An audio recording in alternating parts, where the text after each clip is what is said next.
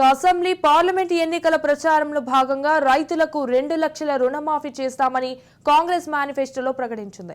ఈ నేపథ్యంలో ఇచ్చిన మాట ప్రకారం ఇప్పటికే తొలి విడతగా ₹1,00,000 వరకు ప్రభుత్వం మాఫీ చేసింది.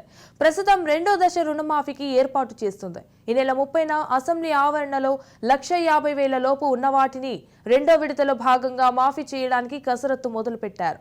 3 విడతల్లో రైతులకు 2 లక్షల రుణమాఫీని ఆగస్టు 15 లోపు పూర్తి చేస్తామని సీఎం రేవంత్ రెడ్డి ప్రకటించారు.